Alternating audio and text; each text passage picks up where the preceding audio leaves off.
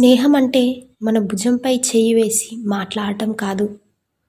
మన కష్ట సమయాల్లో భుజం తట్టి నేనున్నానని చెప్పటం. కులమత భేదం చూడనిది, పేద ధనిక భేదం లేనిది, బంధుత్వం కన్నా గొప్పది స్నేహం ఒక్కటే. నీ గురించి అన్నీ తెలిసిన వ్యక్తి కలవలేకపోయినా నీతో ఇంకోసారి సహవాసం కోరుకునే వ్యక్తి ఒక్క నీ స్నేహితుడు మాత్రమే. స్నేహం పొందటానికి మోసం చేస్తే తప్పులేదు, కానీ మోసం చేయటానికి స్నేహాన్ని కోరితే అది క్షమించరాని తప్పు. నీ మీద నీకే నమ్మకం లేని సమయంలో కూడా నిన్ను నమ్మేవాడే నీ స్నేహితుడు. నీ శత్రువును మిత్రుడుగా మార్చుకునేందుకు 1000 అవకాశాలు ఇవ్వచ్చు, కానీ నీ స్నేహితుడిని శత్రువుగా మార్చుకునేందుకు ఒక్క అవకాశం కూడా ఇవ్వకు.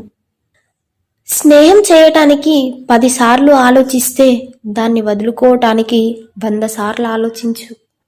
పుస్తకాలను, స్నేహితులను చాలా జాగ్రత్తగా ఆలోచించి ఎంచుకోవాలి.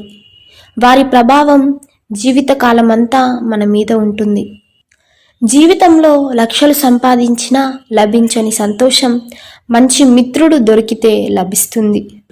మనం అన్ని విషయాల్లో అర్హతలు చూస్తాం, కానీ ఒక్క స్నేహం విషయంలో మాత్రం మనసును చూస్తాం. అదే స్నేహం గొప్పతనం. మనం ఆపద వచ్చినప్పుడు తోడుగా ఉండే ప్రతి ఒక్కరూ మన ఆత్మీయులే. స్నేహం అంటే ఆడుకోవటం కాదు, వాడుకోవటం కాదు, వదులుకోకుండా ఉండటం.